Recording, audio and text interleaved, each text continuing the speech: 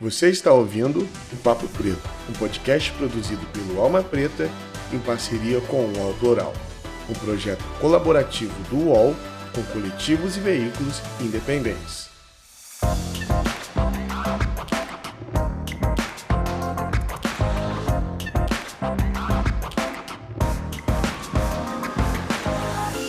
Olá, ouvintes do Papo Preto, sejam muito bem-vindos a mais um episódio deste podcast produzido pela Alma Preta Jornalismo, uma mídia independente que precisa muito do seu apoio para continuar existindo. Então é muito importante para a gente que você continue acompanhando o nosso conteúdo, compartilhando e, se possível, colaborando no nosso site na página Ajude, em almapreta.com. Meu nome é Estela Diogo e eu estou aqui como apresentadora provisória do Papo Preto, porque o nosso podcast em breve vai passar por uma reformulação, teremos formatos, apresentadores novos, continue nos acompanhando que você não perde por esperar os novos formatos aí do podcast que estão por vir. Vamos agora para o episódio de hoje, que traz uma temática inovadora no campo do cinema. Estou recebendo aqui o pessoal do coletivo Cinema Negro Sonoro, que é formado por pessoas de diversas áreas do audiovisual que trabalham em produções de cinema negro. Bem-vindo, pessoal, Marise. Passar agora a palavra para vocês, para que cada um de vocês possa se apresentar aí. Bom, eu sou Marise Urbano, como você falou, integro o Cinema Negro Sonoro, trabalho como técnica de som direto, direção de som, faço, enfim, assistente de som, escrevo, né, roteirizo, dirijo, desempenho outras funções dentro do cinema e audiovisual, mas com um foco maior dado ao som, e além da pesquisa, da atuação técnica, tem o campo da pesquisa, né? Eu defendi, no final do ano passado, uma dissertação sobre ruído como elemento narrativo no cinema de periferia, que é o cinema que também atuamos, além do cinema negro, né, dentro do cinema negro, cinema de periferia. Eu acho que um pouquinho, né, do trabalho que a gente vem, que eu, né, desempenho. Então, boa tarde, agradecer por esse convite. Meu nome é Gabriel Muniz, eu sou também um técnico de som, sou artista sonoro, também sou designer gráfico, educador e também trabalho com a dimensão da pesquisa, né, onde venho aprofundando as questões das paisagens sonoras relacionadas à corporeidade e aos trânsitos diaspóricos nos quilombos e mais especificamente em um quilombo do Rio Grande do Sul, que é o quilombo da família Flores. E atualmente, né, nesse trânsito, venho trabalhando entre o Rio Grande do Sul e os estados de Pernambuco e Bahia, e agora a gente já se encontrou aqui com o pessoal do Cinema Negro Sonoro. Enfim, estamos na conexão. Ah, legal, vamos situar aí. Então, todos vocês estão aí na Bahia, como é que é? Conta pra gente. Eu, no momento, estou em Pernambuco, estou na minha terra de nascença, né?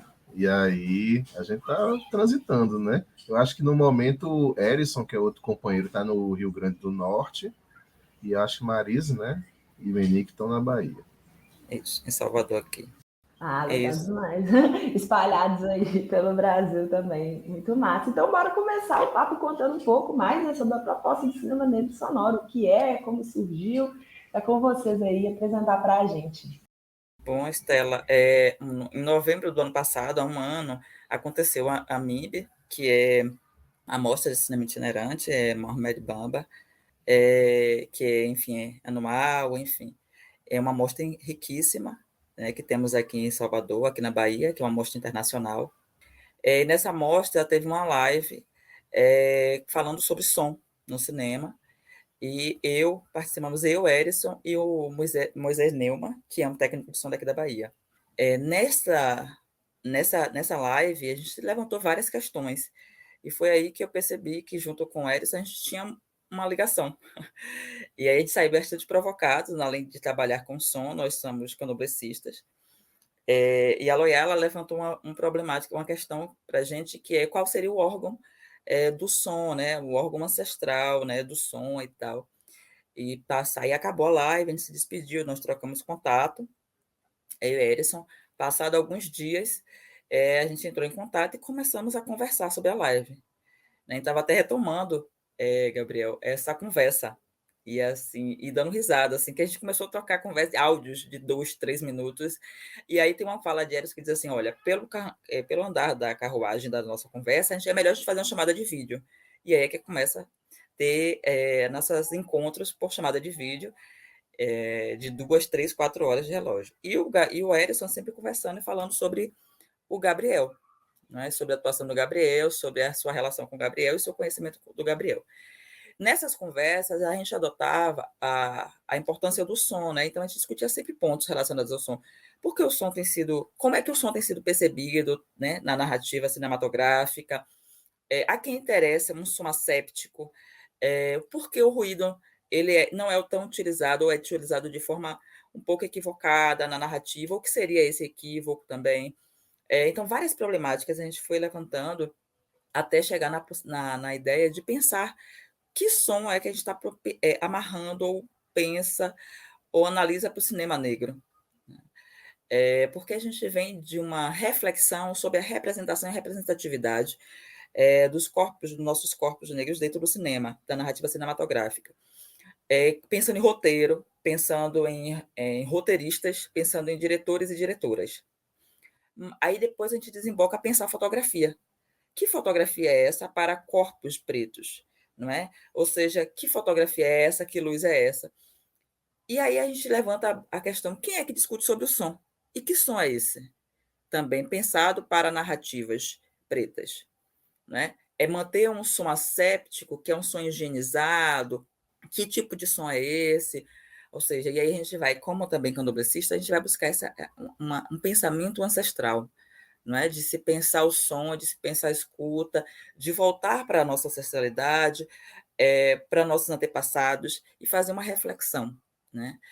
A partir do sonoro, a partir da oralidade, a partir... e aí eu sou Iaô, e a gente aprende dentro do candomblé que a gente escuta mais e fala menos, mas que escuta é essa dentro dessa sociedade também, que coloca a escuta enquanto passividade, e a gente entende que a escuta ela não é passividade, ela é dotada de atividade, de reconhecimento e de acolhimento sobre o outro, né?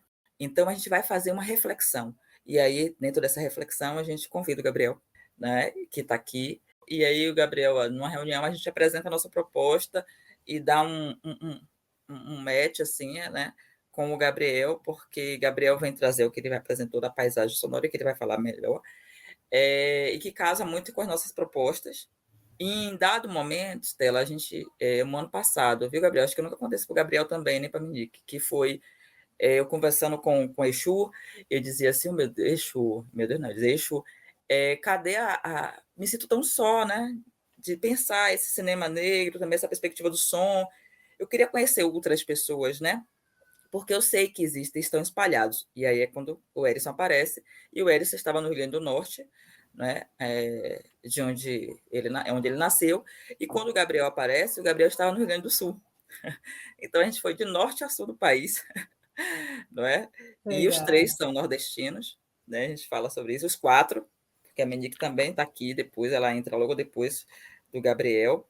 E aí a gente passa a fechar o Afro Sonores, aí a gente se denomina hoje como Afro Sonores, né, em um quarteto, que sou eu, Marisa Urbano, o Gabriel Muniz, a Menique Marla e o Erison Pedro. Então a gente começa assim, e pelas encruzilhadas e pelos caminhos dados por Exu. Olha só, os caminhos aí sendo colocados e os encontros, né, sendo promovidos. Conta um pouco aí, Gabriel, dessa experiência. Total, nas encruzilhadas da vida. Eu acho que Marisa já falou quase toda a história, assim, né? Eu acho que eu poderia complementar a partir de como eu percebi esse encontro, né? Também muito isso, assim, de sintonia, né? Como o Marisa colocou, tem coisa que é a gira girando, é o cruzo se estabelecendo, e o que é bem interessante é que esse movimento era bem nordestino mesmo, assim, né? Mesmo nós nordestinos em diáspora, né? Eu e Irla no Rio de Janeiro e no Rio Grande do Sul, mas a gente acabou sendo trazido de volta, né? Para o Nordeste, né? Que foi uma coisa muito, muito rica. E aí eu acho que foi por aí, assim, né? Como o Marisa falou, as conversas fluíam de tal maneira que duravam 6 horas, né? Então, a gente teve esse primeiro período, assim, vamos dizer, de incubação, né? No qual a gente maturou uma série de proposições, vamos dizer, no sentido mais da reflexão, mas também nos sentidos da prática, né? E aí, depois de um certo momento, a gente sentiu a necessidade de, vamos dizer, se lançar, né? Essas ideias a partir de uma proposta que era a Mostra Cinema Negro Sonoro, e nesse contexto a gente sentiu a necessidade de um suporte, de uma ajuda também, que foi nesse contexto que a gente conheceu, né? Acho que Marisa já conhecia pessoalmente, né? Mas foi Marisa que apresentou ao grupo a nossa companheira Menique Marla, que está aqui nos ouvindo também, né?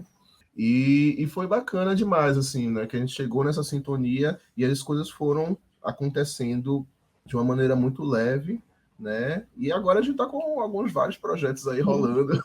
A produtora tá gerando demais.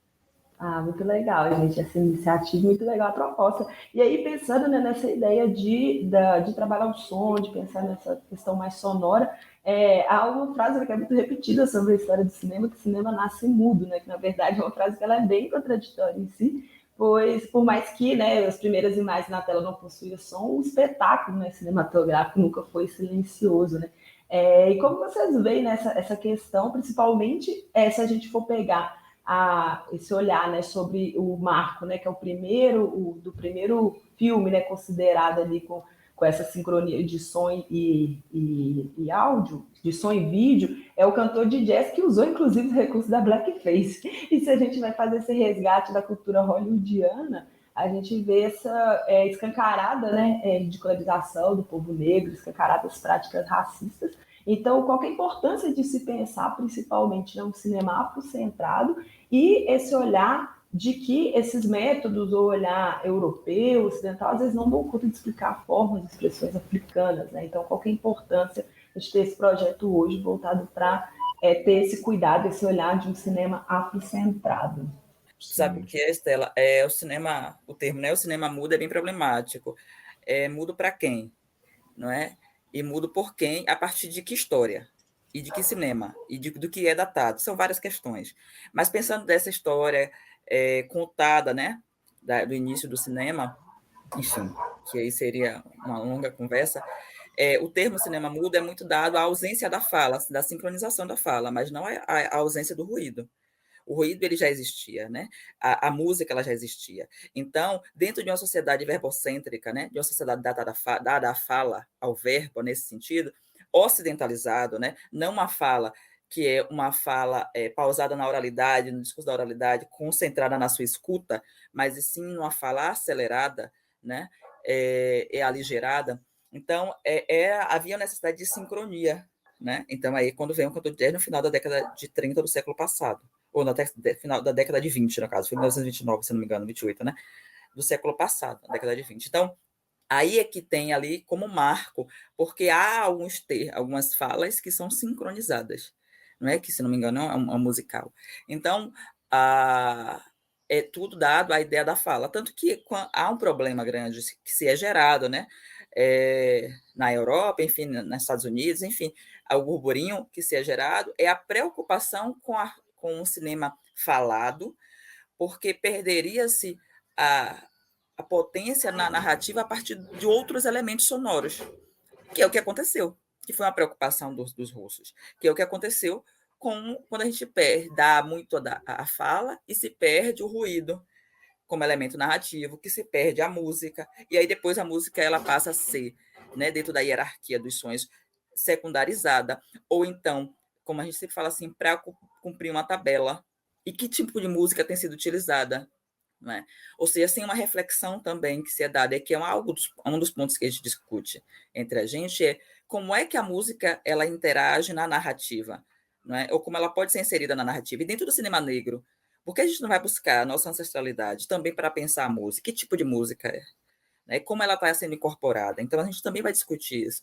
E o ruído, eu falo muito no lugar do cinema de periferia, e aí a gente vê assim, que tipo de ruído é esse que eu preciso colocar como identidade, na narrativa, né, no som. Então, a gente vai discutindo hoje, fazendo essa reflexão com o passado, entendendo que muito está dado a essa fala, mas não uma fala ao dom da palavra, que Gabriel pode até trazer um pouco melhor, nesse sentido do que a gente pensa da escuta ancestral e de uma perspectiva afrocentrada, da palavra do verbo, no sentido a partir da perspectiva de África.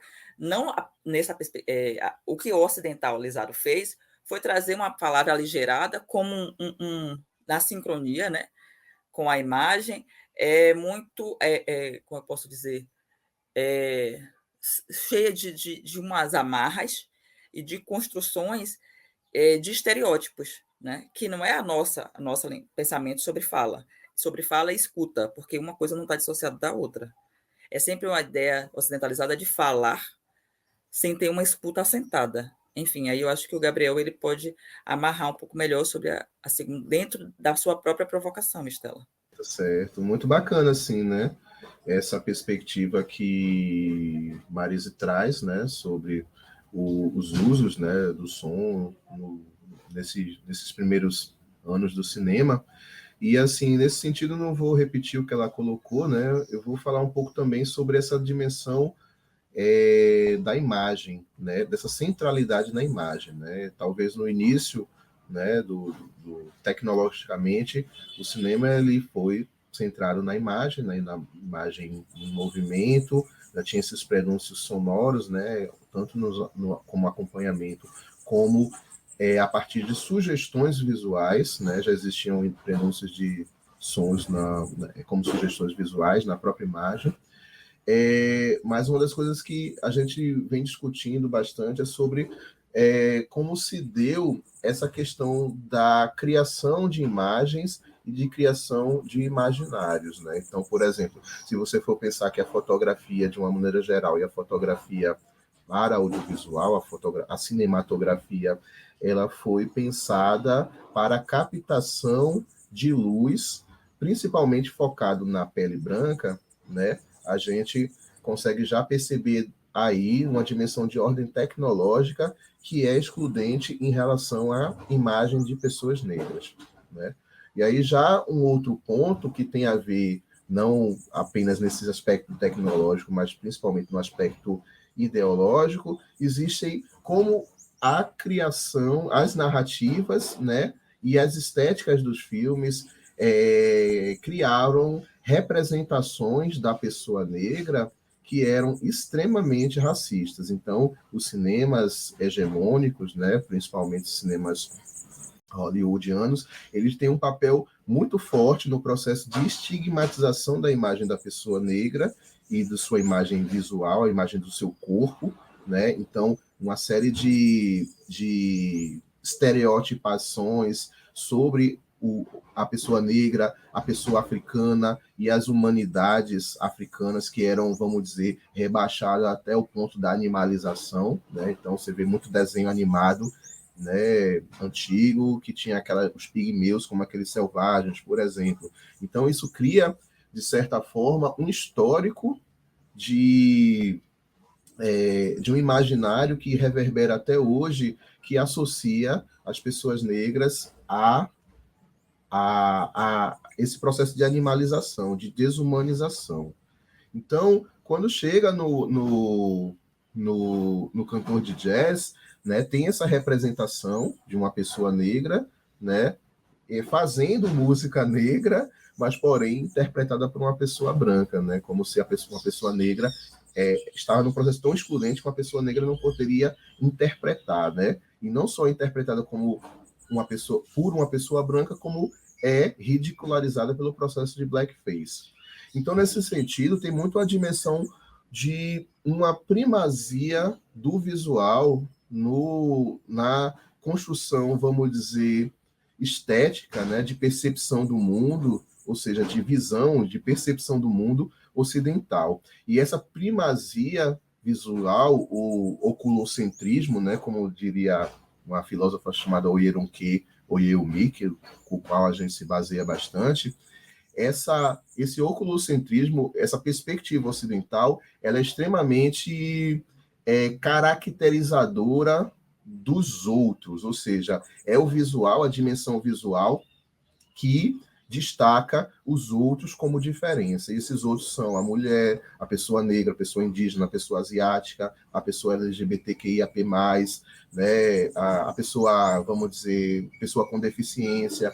Esses corpos, eles são definidos como outros, né, como não o homem cis, branco, burguês, heterossexual, eles são os outros a partir de critérios visuais. Então, nesse sentido, essa tradição que é arraigada nos processos cinematográficos, e até aqui mesmo no Brasil, né, são coisas que a gente vem refletindo para, no trabalho com cinemas negros, a gente pensar outras dinâmicas, e essas outras dinâmicas a gente vem pensando a partir do referencial sonoro, ou seja, da percepção de mundo a partir dos sons, ou seja, uma cosmopercepção de mundo. E essa percepção de mundo a partir do som, ela não cria hierarquizações entre sentidos.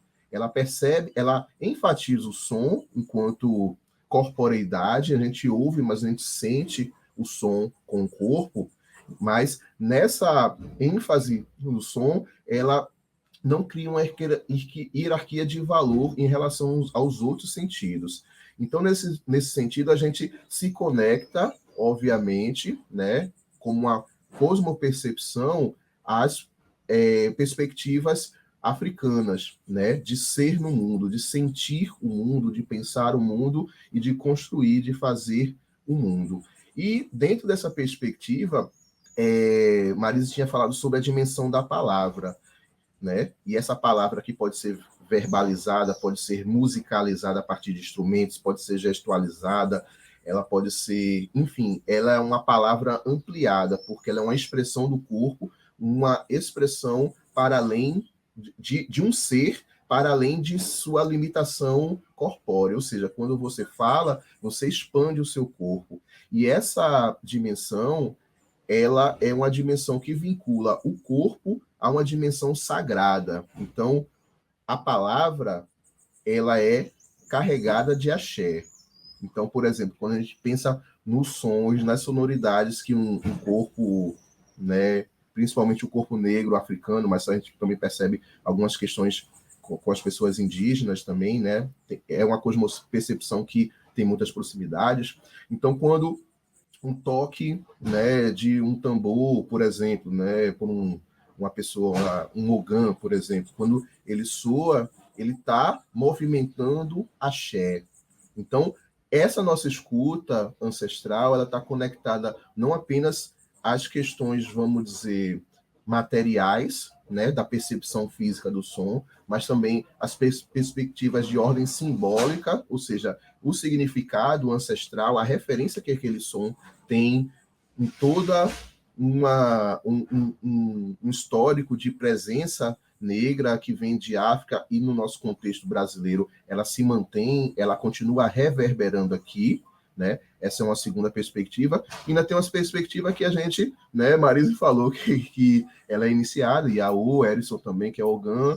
Eu ainda estou no meu processo também, mas já tenho minhas casas as quais eu sou acolhido nas tradições do candomblé, né, mais especificamente, e do batuque lá no Rio Grande do Sul também, né? Então a gente está sempre pensando as sonoridades afrocentradas a partir de uma conexão que ela é também sagrada, ela é também espiritual. Então, quando a gente fala dessa escuta atenta, dessa escuta ancestral, a gente está buscando uma profundidade, né, a partir do corpo e não só a partir da mente, né, a partir desse todo, mas uma profundidade que nos faz contemplar, receber, mas também soar também, ou seja, essa ancestralidade que está em nós, que a gente carrega, a gente cria um movimento com o mundo na qual a gente tanto soa quanto escuta. Então, é uma dinâmica que nos torna um com o mundo.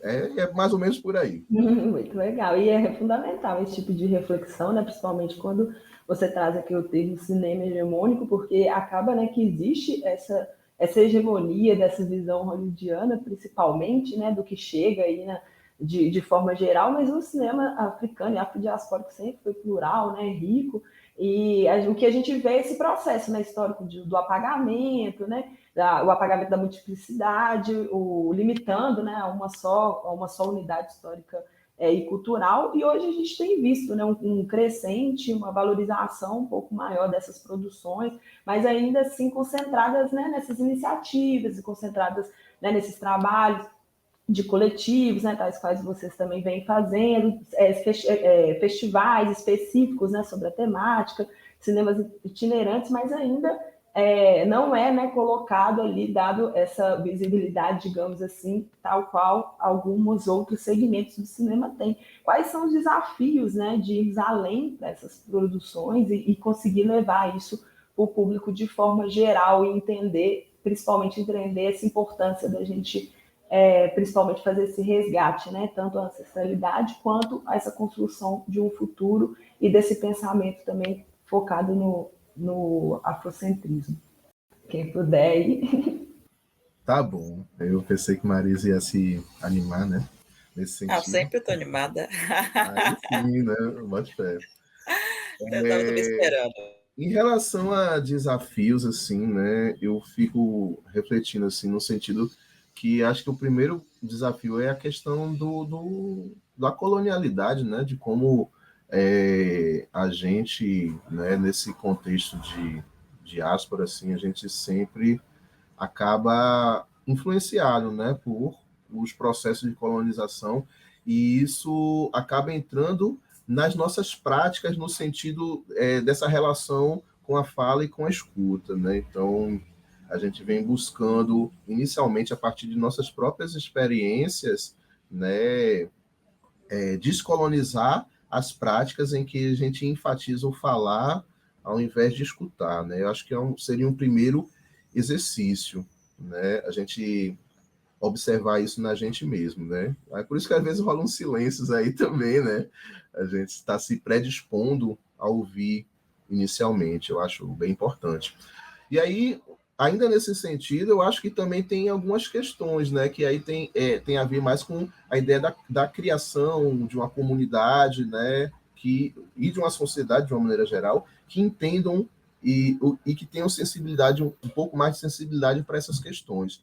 Porque essa dimensão dessas práticas de primazia do visual, a gente percebe, por exemplo, no campo do audiovisual brasileiro, a gente percebe muitas práticas em que a fotografia ela é super valorizada, enquanto o som é, né, pouquíssimo valorizado, né, para ser bem gentil, né? E quando as relações, a gente acredita que podem ser mais equilibradas, mas de certa forma a gente entende essa supervalorização, né, da imagem muito naquele sentido que a gente mencionou um tempo atrás, né, que é um referencial ocidental, uma percepção de mundo, uma visão de mundo que enfatiza a visão, né? Então esse óculocentrismo está nas nossas práticas, né? Então, enquanto, vamos dizer, sociedade extremamente influenciada, né, marcada, né, pelo Ocidente, né, e por essa primazia do visual, a ideia seria a gente descolonizar isso, né, mas tudo sendo feito a partir de sensibilizações, né? Então, as perspectivas que a gente vem buscando para criar essa comunidade, essa sensibilização de pessoas na área do audiovisual inicialmente, mas também ampliando, né, para as áreas das artes, né, e para outras pessoas que têm interesse mais específico em som, né, enfim. A gente pensa muito, né, em ações mais especificamente, né? A gente começou, enquanto Cinema Negro Sonoro, pensando numa mostra de audiovisual na qual, Cinema Negro Sonoro, né, na qual a gente poderia não apenas ouvir e ver filmes, né, que dialogam com essa proposta, mas também criar espaços para discussão entre pessoas de audiovisual, entre público, né, e pessoas que têm conexão com as sonoridades e com essas escutas ancestrais, né? Por exemplo, pessoas de terreiro, com seus saberes pautados na oralidade. Então, esse diálogo e esse enriquecimento estaria para além do audiovisual. Mas aí essas seriam ações justamente para que essa descolonização aconteça na prática, né? Um outro caminho seria não, é a questão do podcast, né, que a gente vem desenvolvendo atualmente, né, e a gente está pensando em chamar de Afrosonores, né, e tem sido feito a partir de uma formação que a gente tem feito, né, um incentivo que vem chegando, né, e, enfim, esses são alguns caminhos que a gente vem trilhando, né, mas futuramente a gente pensa em questões de oficina, né, de laboratórios de experimentação sonora, e por aí vai, né? Então, são esses caminhos do sentir, né, mas do pensar possibilidades e concretizar, né, que é o que a gente está colocando como fazer sonoro.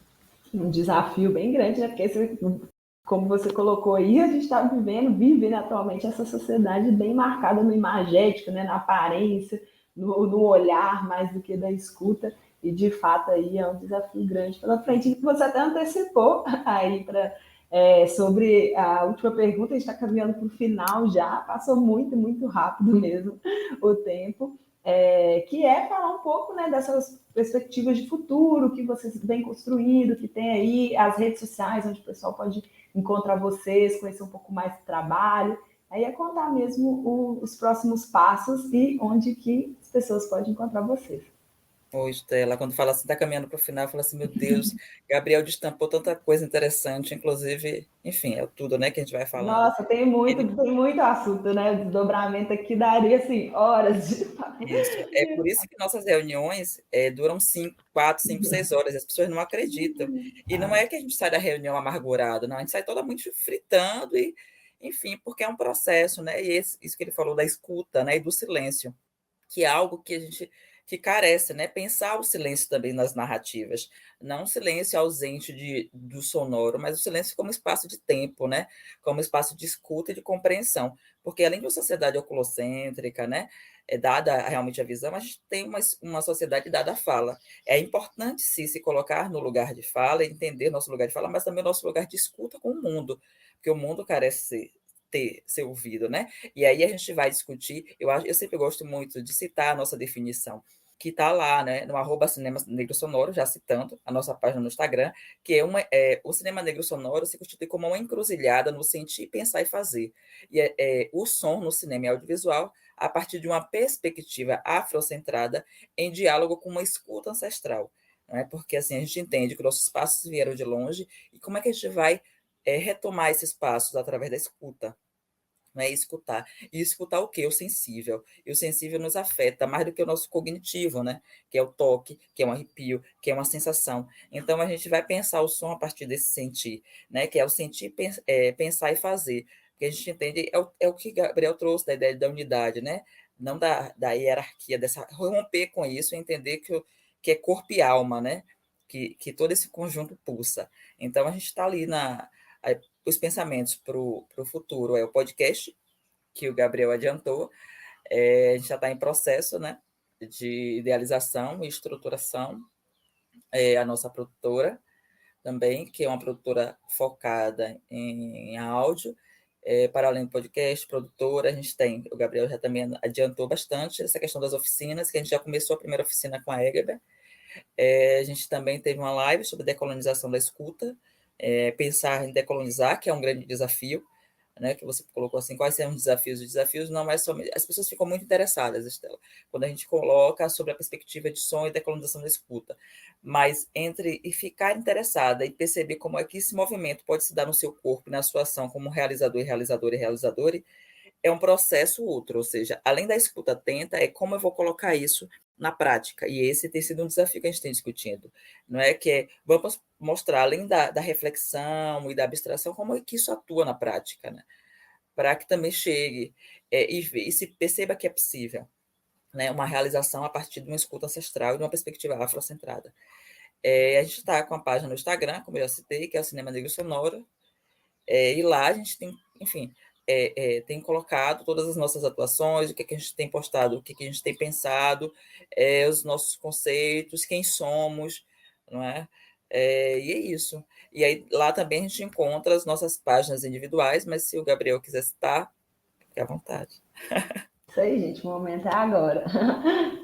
Nesse caso, tem o meu perfil, que é Gabo Queiroz, meu perfil pessoal, @Gabo Queiroz com Z no final, tudo junto.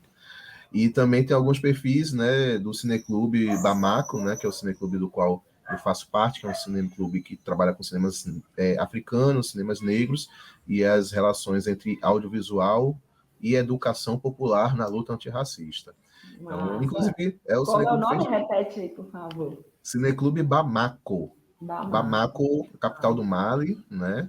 E fizemos 10 anos esse ano, né? Então, estamos bem felizes com isso. Aí tem a Bamako Produção também, né? Que é vamos dizer, o núcleo de produção cultural mesmo, assim, vinculado ao Cineclube Bamako. E, enfim, é por aí, né? Vocês podem entrar em contato comigo a partir dessas páginas aí que a gente responde. E do Cinema Negro só não. Que Gabriel responde. Isso, também. E por falar em som, vários sons aí, não sei de quem aí, até agora eu vi um pardal, um barulhinho aí, pardal não, bem TV. O meu aqui tem as aves, e o de Gabriel tinha música, tinha uma outra sonoridade, mas aqui em casa realmente eu sou feliz, assim, tem uns pássaros. O pássaro veio daí, né? Consegui ouvir. Do Gabriel foi alguns outros sons aí que saiu durante a conversa. Volta e meia aparece o carro do ovo, né? Faz a sua propaganda aqui, às vezes umas crianças se divertindo aqui, elas falam um pouco mais alto também. Faz parte, né, gente? Essa complexidade sonora do nosso dia a dia também. Gente, muito obrigada pela participação de vocês, foi incrível. O trabalho de vocês é incrível, acho que rende assim, ainda muita coisa, muita conversa. E é isso, sucesso aí na caminhada, na trajetória de vocês.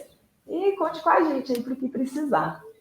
Obrigada, Estela. Obrigada pelo convite, pela abertura, pelo interesse. É sempre um espaço de troca, assim, a gente ficou muito feliz.